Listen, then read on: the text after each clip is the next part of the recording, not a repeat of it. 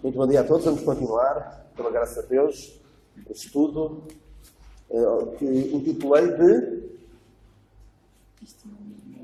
Este Mundo Não É Para Crentes. O tema é este mundo não é para crentes, ou seja, o mundo em que nós vivemos não é fácil para nós, é-nos adverso, é de esperar que o seja. E, como já disse algumas vezes, se nos sentimos demasiado bem neste mundo, é caso para ficarmos preocupados. Temos o exemplo de Ló, que apesar da Bíblia dizer que ele felicia todos os dias da sua alma, por outro lado, conseguia viver em Sodoma de uma maneira que até já estava um tanto ou quanto aculturado àquela maneira de pensar. Chegou ao ponto de fazer o quê?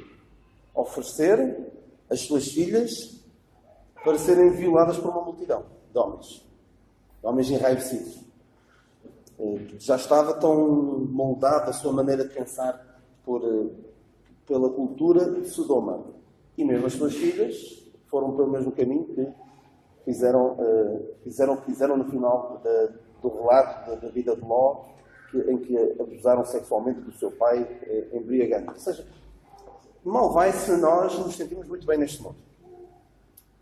E nós falamos sobre como o diabo tem agido ao longo dos tempos para tornar a nossa vida difícil. Começou por uma perseguição muito feroz aos crentes nas primeiras décadas, nos primeiros séculos depois de Cristo. Nós falamos dos crentes que eram lançados às feras, dos crentes que eram executados, que eram perseguidos. No entanto, como dissemos, o sangue dos mártires é a semente da Igreja. E pela graça de Deus, a Igreja prosperou, apesar de toda esta adversidade. Anos mais tarde, veio quem? Tiago depois vai querer dizer alguma coisa sobre isso. O Tiago disse que, eu tinha essa ideia, mas não tinha bem certas as datas, mas o Constantino legalizou o cristianismo, não foi? Em 313. E mais tarde o Teodósio, outro imperador romano, tornou a Igreja, tornou o cristianismo na religião oficial do Império, tornando não só legal como suposto as pessoas, os cidadãos romanos, serem cristãos. Mas o que é que acontece? Quando qualquer um pode ser cristão, não é bem certa a frase que eu vou dizer, ninguém é cristão.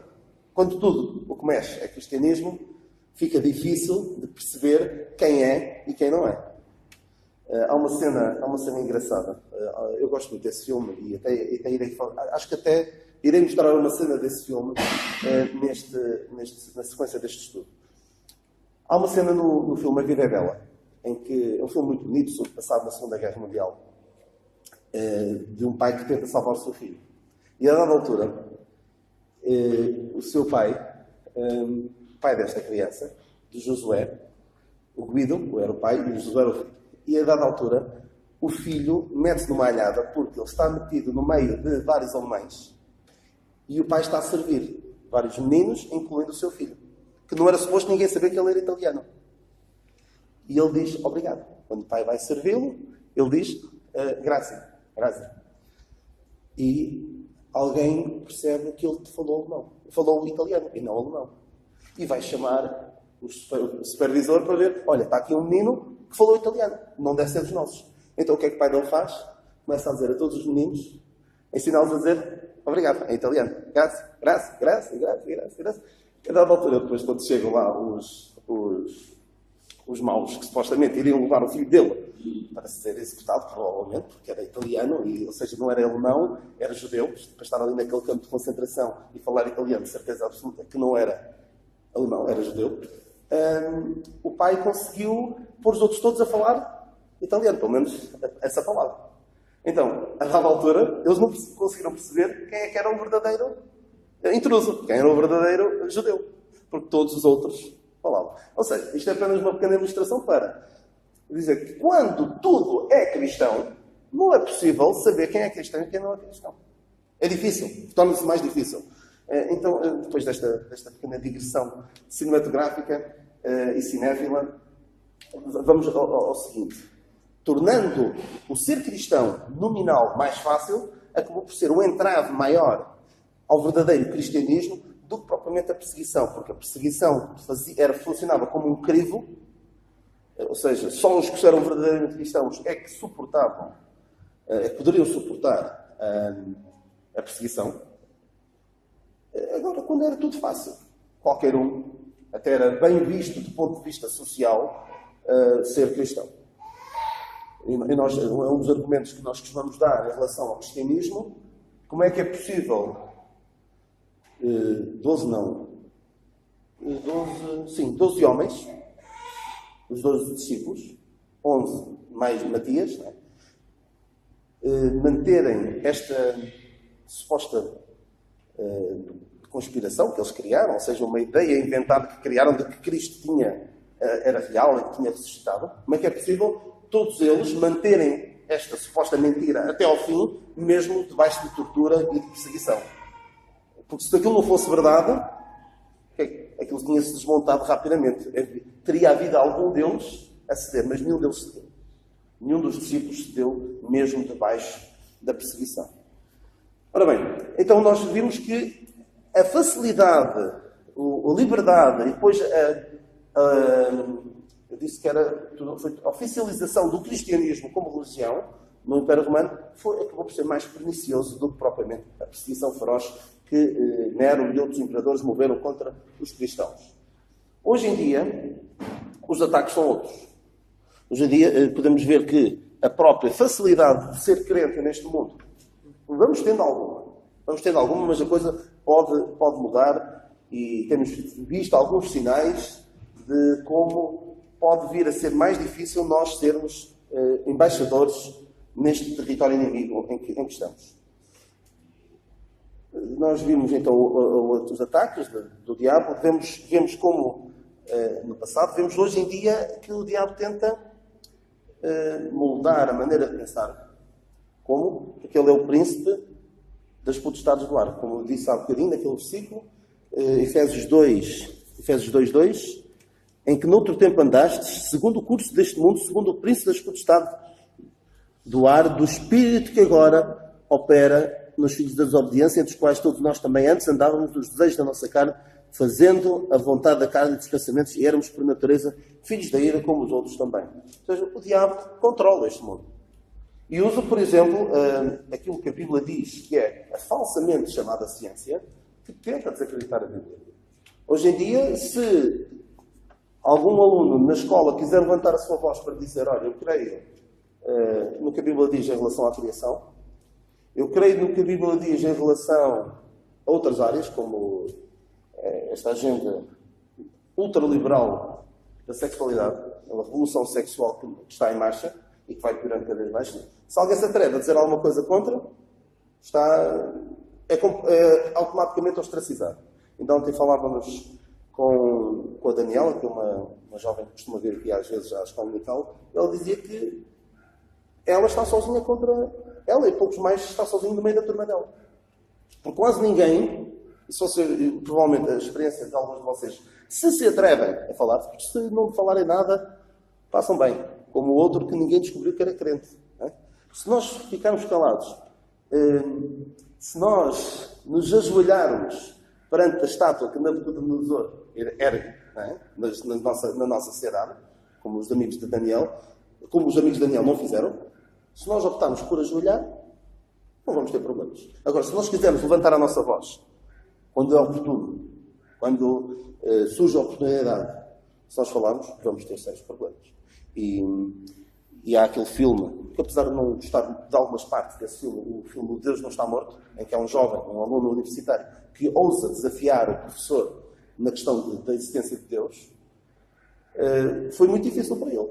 E é muito difícil para muitos jovens universitários, principalmente nos Estados Unidos, ousarem levantar a sua voz e defender o que a Bíblia diz.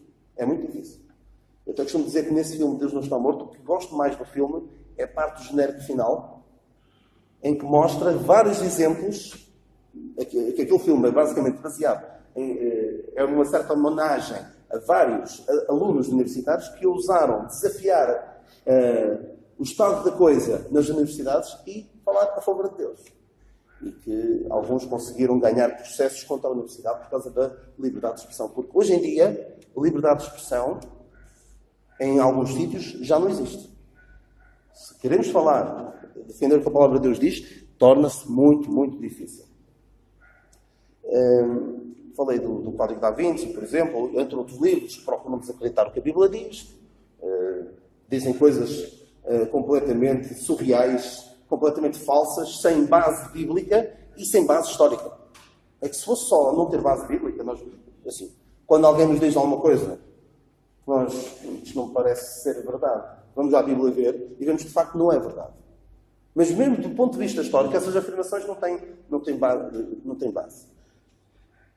E disse que o facto de muita gente ir logo a correr em direção a algo que contradiga o que a Bíblia diz, é porque eles, a sua vida, a sua maneira de estar na vida, depende, em grande medida, da Bíblia estar errada. Eu disse que a única experiência, o crente tem duas esperanças, partir de estar com Cristo ou o arrebatamento. São as duas ótimas. Sou eu que eu prefiro o arrebatamento. Mas falo disso, que partir de estar com Cristo é muito melhor. O descrente só tem uma esperança, que é que a Bíblia esteja errada. Porque se a Bíblia não estiver errada, ele sabe que está condenado.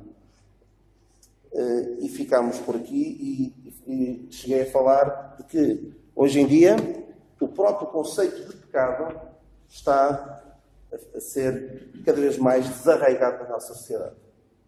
Nós temos até uma Bíblia que foi traduzida pelo Frederico Lourenço, creio eu, um especialista no grego, em traduzir uma Bíblia onde não aparece a palavra pecado. Não aparece. Ou seja, não há necessidade da pessoa sentir o peso do seu pecado ao ler a Bíblia.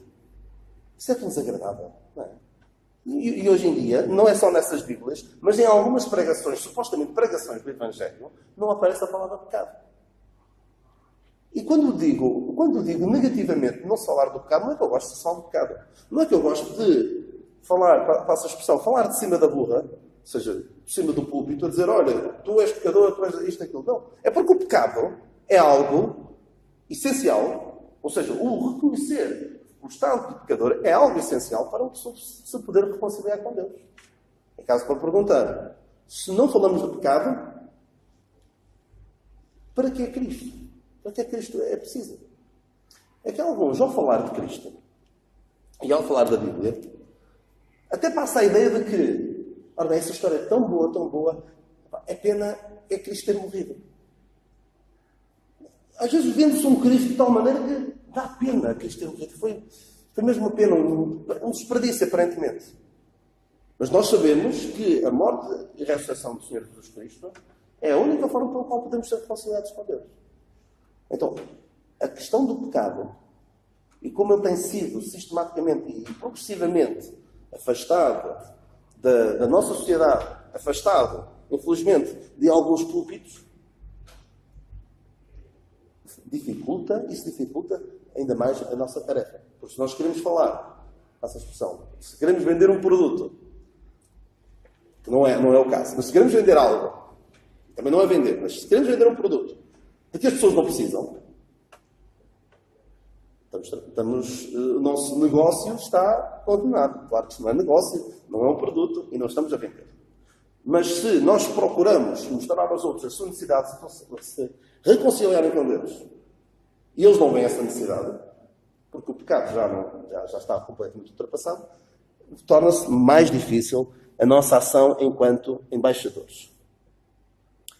E nós vemos como, e irei falar sobre isso, talvez não hoje, da questão da degradação moral e espiritual ao longo dos tempos, em que vários temas, chamados temas fraturantes, que outrora eram claramente pecado aos olhos de qualquer pessoa, mesmo dos crentes, hoje em dia, alguns já são aceitos, outros são até glorificados.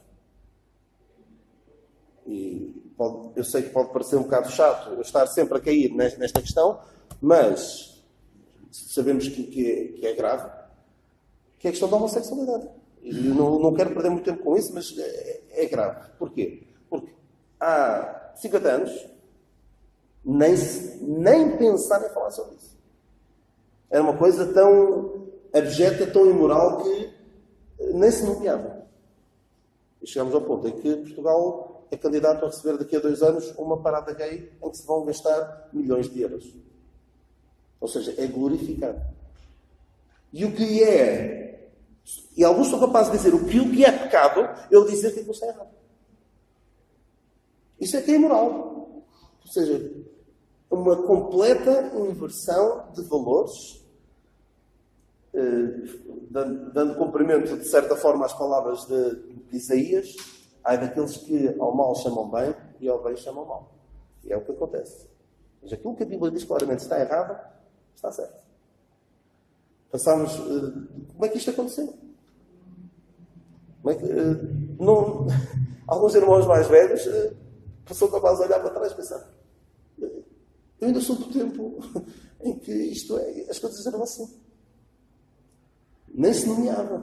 E agora o que acontece é que, se nós queremos ter paz neste mundo, se não queremos arranjar chatices, nós é que não podemos sequer nomear. Não podemos abrir a nossa boca. E isto em relação a tantas outras questões, infelizmente, como a questão da pureza sexual. Passámos do extremo, ainda ontem falávamos sobre isso, do extremo, não direi que é extremo, mas a cair num dos extremos mais valia cair nesse. Em que os nossos irmãos mais velhos, o Duarte, o António, o Araújo, são desse tempo claramente, em que o rapaz que queria namorar com uma rapariga, dificilmente estavam sozinhos.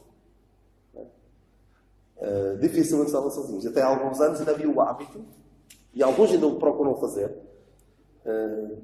e honra isso seja feita, se de facto levam isso até às últimas consequências, vão namorar, mas levam uma terceira pessoa com eles. Uma terceira ou até mais pessoas com eles. Isso hoje em dia, se alguém diz isso, isto é completamente ultrapassado. Nem pensar numa coisa dessas. Há o caso do presidente, eu dou várias vezes este exemplo, que eu acho que até é chamada a regra de Billy Graham, em que o vice-presidente dos Estados Unidos, o Mike Pence, foi gozado por causa disso. O que é que ele faz? O Mike Pence, que é um homem de Deus, creio que é um crente nascido novo mesmo. Eu já falei dele por causa da dificuldade de ele estar com um homem que é completamente oposto dele, mas conseguem trabalhar juntos. Não sei como, mas pela graça de Deus ele tem conseguido. E creio eu consegue moldar minimamente a maneira de agir do Presidente dos Estados Unidos.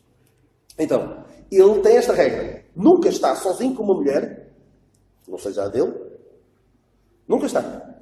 Se eu tiver de, por exemplo, ter um jantar ou um encontro para tratar de negócios com outra mulher, leva a mulher dele. E as pessoas são capazes de usar: tu tem algum jeito, o mal está na tua cabeça. São capazes de dizer isso: não vejo mal nenhum. Mas, dados os escândalos sexuais que têm surgido nos últimos anos em Hollywood e na vida política americana e não só, nós olhamos e pensamos assim: olha, ele é que fez bem. Ou seja, fazer o que a palavra de Deus diz, ser puro, não livrarmos da aparência do mal, só temos a ganhar em fazer o que a Bíblia diz. E só temos a perder quando nos deixamos levar pela vida desenfreada, de sexo desenfreado que a sociedade promove. Hoje em dia, hoje em dia já não sei se será tanto assim, mas até há algum tempo, quem era glorificado eram as pessoas que tinham muitos parceiros. Olhem só a lista de ex-namorados desta pessoa. E as pessoas, realmente, teve aquela mulher, e mais aquela, porque isto é que é uma sorte. Não. Isso é uma vida triste do ponto de vista bíblico. Do ponto de vista bíblico, é uma autêntica... é deplorável. Mas, infelizmente, passámos de um mundo onde a pureza era valorizada para um mundo onde a impureza, a promiscuidade é glorificada. Completa inversão de valores. E atenção, estamos a falar de algo que, em tempos, até os descrentes compreendiam isso. Ai de quem se atrevesse, e estamos a falar de, creio eu, alguns dos casos dos crentes mais velhos namoravam com filhos ou filhos de descrentes. Não sei se era o vosso caso. Não, no teu caso. Sim, que os pais. Os pais da Cristina. A mãe era criança.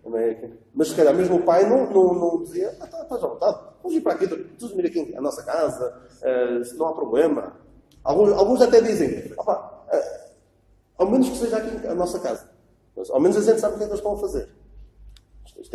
E se calhar alguns, eu lembro de ouvir, não ouvi diretamente, mas ouvi de alguém supostamente crente a falar da filha, a dizer quantos mais namorados melhor. Isto é terrível, é terrível. Ou seja, passámos em 50 anos, passámos de um estado em que até os descrentes aceitavam certos valores da palavra de Deus para um estado em que até os próprios ditos crentes aceitam tudo. Torna-se aqui bastante relevante aquela frase, eu não sei se é exatamente assim, mas eu vou dizê-la e completá-la com outro pensamento, que é aquilo que uma geração tolera, a geração seguinte, o que é que faz? Abraça. E aquilo que uma geração tolera, a geração seguinte na igreja tolera, e a geração seguinte na igreja abraça. E nós vemos isso. Aquilo que em tempos era impensável, hoje é comum, demasiadamente comum, no meio dos crentes. Temos casos de pessoas que não são casadas e que vemos ir juntos para o estrangeiro e sem problemas nenhuns, colocar coisas no Facebook e nós pensamos isto. É complicado e triste. E lá está. E o mundo já não é, se calhar, capaz de, como noutro tempo, censurar. Isto hoje é completamente normal para o mundo. Então, outro problema que nós temos, para além de que torna difícil a nossa ação enquanto embaixadores, é o facto, falámos agora da questão do pecado ser completamente deturpado e torna-se mais difícil nós apresentarmos de uma forma mais capaz o Evangelho.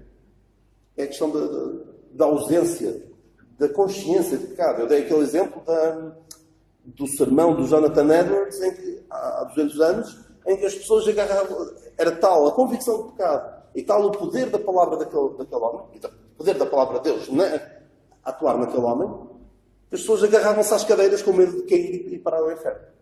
Hoje em dia, fala-se de pecado, riem-se na nossa cara. É muito, muito difícil. Outra questão é a questão de que o Evangelho que nós pregamos não é agradável, não é uma mensagem agradável. Não é uma pessoa que faça o homem sentir-se bem consigo mesmo. Torna mais difícil. Porquê? Fala de pecado, fala de condenação, fala de inferno. Então as pessoas não gostam. Não gostam porque é uma mensagem que deixa o homem mal visto. É uma mensagem que não é humanista. E o homem gosta mais do humanismo do que do cristianismo verdadeiro. E alguns, infelizmente, com a Bíblia na mão, vão ao encontro desse desejo das pessoas. É uma mensagem, lá está, mais agradável, mais aprazível. As pessoas vêm à igreja e ficam contentes, ou supostamente estão a ouvir o Evangelho, quando o Evangelho não é Evangelho. Dizer a alguém que precisa de ser reconciliado com Deus, que o seu pecado se separa de Deus, pode partir a qualquer altura para a eternidade sem Cristo, e nós devemos falar dessa necessidade, é terrível. É como eu ter a cura para uma doença, sei que tem a cura para uma doença, sei que uma pessoa está doente e precisa de uma cura, precisa de uma vacina ou de um tratamento, e eu digo, olha, faz exercício físico, come mais vegetais, carne, e vais ficar bem. É um pouco isso. É um pouco isso que alguns fazem de cima de um púlpito.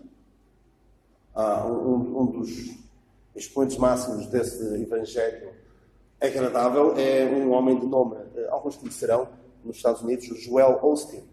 Alguém conhece? Que é terrível, o homem. Tem uma igreja com dezenas de milhares de pessoas que vêm ali praticamente assistir a um espetáculo. Provavelmente música e outras coisas bastante interessantes. E depois uma suposta mensagem em que ele procura ter uma mensagem positiva. procura ter uma mensagem positiva para as pessoas se sentirem bem. Eu tenho títulos como a tua melhor vida agora. Ou seja, Jesus quer dar-te a melhor vida agora. E é verdade, Jesus Cristo veio para que nós tenhamos vida e vida com abundância. O problema é que a mensagem que ele transmite é completamente errada, completamente antibíblica. Tanto que ele, há uns anos, foi a um programa de televisão do Larry King, e ele perguntou, esse Larry King, que é descrente, perguntou-lhe se ele achava que Jesus Cristo era o único caminho. E ele andou ali às voltas e mais voltas. Eu prego a minha mensagem e tal, mas quase, quem sou eu? Acho isso mesmo. Quem sou eu para dizer se alguém vai ou não vai para o inferno? E o Larry King apertou com ele e disse: e um judeu, como é? Deus é que sabe e tal. E um ateu?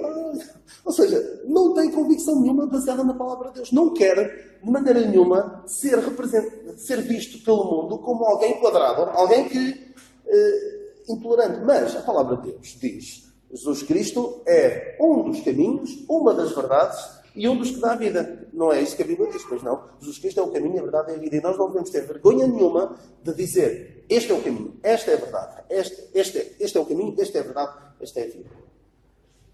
E alguns que, infelizmente, andam ali a patinar um bocado, não querem ser desagradáveis para com as pessoas, mas como eu já disse aqui há algum tempo, mais desagradável do que dizer a alguém, gerar aqui algum momento de desconforto e que a pessoa não se sinta bem e até fique mal connosco, bem mais desagradável do que isso, é a pessoa ir parar no inferno. É muito pior. Por isso não devemos ter vergonha em falar de Cristo. Em surgindo a oportunidade, ou criando nós mesmos a oportunidade, de falar aos outros da mensagem da reconciliação, da mensagem que o homem possa ser reconciliado com Deus, unicamente através da obra redentora de Jesus Cristo. Alguns, infelizmente, não o fazem porque não querem parecer quadrados, não querem parecer intolerantes. Há outros que é o que se vê mais hoje em dia. É aquilo que eu chamo a fé self-service. Ou, de uma forma mais engraçada ainda, que é a fé buffet. Ou seja, nós quando vamos a um buffet, o que é que fazemos? Vamos a vários sítios e tiramos aquilo que queremos. Não é? Gosto disto, gosto daquilo. E enchemos mais ou menos o nosso prato. Algumas pessoas fazem isso em relação à fé. A fé buffet, que é um sítio, eu gosto disto, gosto daquilo, gosto daquilo. Por isso é que nós vemos às vezes católicos que acreditam na reencarnação, por exemplo. Ou que dizem católicos, mas eu não acredito nos santos, ou não acredito nisto, ou não acredito naquilo. E criam um Deus à sua imagem e à sua semelhança. Isso é idolatria. Isso é criar um Deus à sua imagem e à sua semelhança. Infelizmente, como também tenho dito várias vezes, há muitos que criam a sua própria religião. Eu falei de quem é que criou a sua própria religião? Falei aqui há uns tempos. Mica criou a sua própria religião. E eu disse que, infelizmente, não há 1000 religiões neste mundo. Há cerca de 7 mil milhões de religiões. Porque cada pessoa que rejeita a Deus cria a sua própria religião, em que Ele é o seu próprio Deus e as suas opiniões são a sua Bíblia. E torna-se mais difícil ainda chegar a essas pessoas. Porque têm a sua maneira de pensar, criaram a sua própria religião, à sua imagem e à sua semelhança. E nós vivemos tempos difíceis também porque temos uma cultura que a influência da Bíblia é quase nula. Ou tem-se tornado cada vez menor. Lá está, nós temos as pessoas, já estou agora na casa dos 70, 80 anos, que tiveram, regra geral, uma formação religiosa, a maior parte dos casos errada, mas religiosa, que tinham algum temor de Deus, embora mal direcionado. E temos agora uma geração dos netos dessas pessoas que, em muitos casos, os pais e até os avós eram ateus. Não queriam saber de Deus para nada. Alguns ainda vão batizar os filhos ou até optam por casar na igreja católica. Mas vemos muita gente a não casar. Como eu disse na semana passada, têm filhos já, mas dizem que ainda não estão preparados para dar o passo de casar. Como se isso fizesse algum sentido. Temos um mundo que a influência da palavra de Deus é mínima. Torna-se bem difícil a exposição do Evangelho torna-se mais difícil. Porque o conhecimento da Palavra de Deus, só o conhecimento da Palavra de Deus não salva a ninguém. Mas como Paulo disse a Timóteo, desde todo o início, conhece as sagradas letras que podem te fazer sábio para a salvação. E, infelizmente, há certos conceitos que as pessoas, é completamente alheio, completamente estranho à maior parte das pessoas. A questão do pecado já não existe. Então nós não devemos ter medo em falar do Evangelho que a Palavra de Deus ensina. Porque se nós fizermos como alguns fazem, que optam por não ser desagradáveis, optam por não gerar conflito, posso comparar àquela história que eu também já disse algumas vezes e gosto particularmente de um médico com muito mau feitio. Alguns sabem quem é, o Dr. House, que estava a tratar com um doente como tratava, muito mal, muito bruto e com pouco compaixão, mas era bom no que fazia. Resolvia, não sei se estarei errado, mas provavelmente resolveu todos os casos, ou quase todos os casos que lhe apareceram à frente. Então estava a tratar uma doente com os modos dele. E então, a doente estava a queixar-se. Estás-me a tratar assim. E ele diz-lhe assim: tu preferes um médico que segure na tua mão enquanto morres e te dê festinha? Ou preferes um médico que seja bruto contigo e que trate do teu problema? Infelizmente o mundo prefere alguém que lhes segure na mão, que lhes embale a caminho do inferno. Mas nós temos uma mensagem que é dura, não é fácil de aceitar, é um verdadeiro murro no estômago. A pessoa sente-se, eu não tinha consciência de que era assim tão mal. Mas é esta mensagem que pode salvar quando o homem aceita a mensagem da reconciliação. E porque esta mensagem é tão desagradável que diz: o homem, o Evangelho da Graça de Deus diz assim, não diz exatamente isso, mas é como se dissesse: tu és tão mau, que nem Deus te pode consertar. Nem Deus te pode consertar. Tu precisas de morrer com Cristo e ressuscitar com Cristo para poder ser assentado nos lugares celestiais com Cristo Jesus. Ou seja, não vamos dar um jeito. Isto não é, aquilo que nós pregamos não é uma religião que, olha, vamos tentar dar aqui um jeito na tua vida, dar-te aqui algumas instruções sobre como tu deves viver aqui neste mundo. É uma mensagem que diz: não prestas, não vales nada. Mas não és só tu, eu também. O homem que mais pregou o Evangelho da Graça de Deus, o apóstolo Paulo dizia que ele próprio era o mais ilustre dos santos. Quanto a ser santo, o que é que ele dizia? Era o mínimo. Mas em relação a ser pecador, ele dizia que era o principal dos pecadores. Eu lembro-me houve tempos em que esteve muito em voga, e vai estando algumas religiões aparentemente mais agradáveis, mais aprazíveis.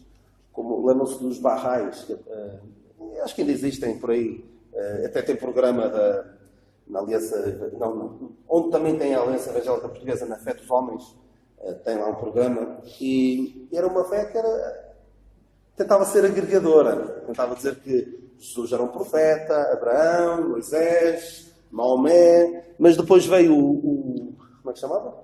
Baha'u'lláh, não era? Baha'u'lláh que era o último dos profetas. E diziam que os mensageiros foram enviados por Deus com ensinamentos adequados às necessidades de cada momento e à maturidade de cada povo. Por isso, o Krishna, o Abraão, o Buda, Jesus, Maomé e Baha'u'lláh foram profetas enviados por Deus. E esta frase de os ensinamentos adequados às necessidades de cada momento e à maturidade de cada povo. Que pensamento é que está aqui por trás? Está o pensamento que, se calhar, alguns podem dizer-nos: o que vocês estão apegados a esse livro? Esse livro foi escrito há mais de 2000 anos. na sua grande maioria, foi escrito por pastores, por gente completamente ignorante, e vocês estão agarrados a isso. O mundo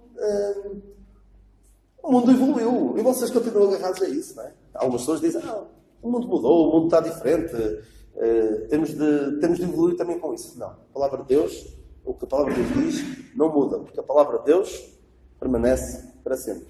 E aquilo que também diz, o mundo passa e a sua concupiscência, mas o que? Como é que é? Sabe onde é que isso está? João, primeira epístola de João, 2,17. E o mundo passa, e a sua concupiscência, mas aquilo que faz a vontade de Deus permanece para sempre. E há um salmo que diz, para sempre ao Senhor a tua palavra permanece no céu. E o Senhor Jesus Cristo diz, os céus e a terra passarão, mas as minhas palavras não passarão. E não temos de ter vergonha. Nós vivemos, de facto, neste mundo que não quer nada com Deus, não quer nada connosco, na verdade. E se o mundo gosta de nós, cuidado. Assim, também não vou dizer, como já ouvi alguns dizer, que quanto pior o mundo falar de nós, melhor. Também, assim, se falar mal de nós, porque nós somos os aldrabões, somos isto, somos aquilo, cuidado. Pedro diz que ninguém padeça sendo malfeitor ou aquele que se intermete em negócios alheios, não é? Mas se sofrermos, como é, agora não tem essa passagem aqui bem presente, mas conhecem essa expressão. Não tinha aqui, mas ocorreu-me agora. Dizia que nenhum de vocês tem... é pena, mas é uma boa passagem. Se alguém encontrar, entretanto, agradeço. E... É o capítulo 3 da primeira de Pedro. É possível. 14. Exatamente. Mas também, se padeceres por amor da justiça, sois bem-aventurados e não temais com medo de Deus, nem vos turbeis. Antes acercai a Cristo, como Senhor em vossos corações. Mas não era bem esta passagem, mas era... Não é grave. Não faz mal. Mas que ninguém, não demos motivos aos outros para falar mal de nós. Mas falarem mal de nós, que seja por causa das nossas convicções. Agora, se o mundo chega ao ponto de dizer, tu és cá dos nossos, tu até és um gajo porreiro, tu até alinhas aqui com as nossas tropelias. Cuidado. Muito cuidado. E é caso para estarmos alarmados. Algum pensamento? E eu não digo mais nada. Sim, amém. O pensamento é amém. Ficamos por aqui. De facto, não é fácil. E temos de estar conscientes disso. Porque não vamos ter mesmo nada de vida fácil. E se não nos preparamos agora, enquanto somos jovens, alguns de vocês são jovens, vão acabar por ceder. Isso é que é importante. A nossa formação enquanto crentes, enquanto filhos de Deus, uma formação sólida e não para depois não irmos atrás do curso deste mundo. Então vamos ficar então por aqui. Então diz lá, Pedro 3,16? Sim, também é. Tendo uma boa consciência para que naquilo em que falam mal de vós, como de malfeitores, fiquem confundidos os que blasfemam do vosso bom porte em Cristo. E ainda há uma outra passagem, mas obrigado por essa observação. Que se falarem mal de nós, que seja por boas razões.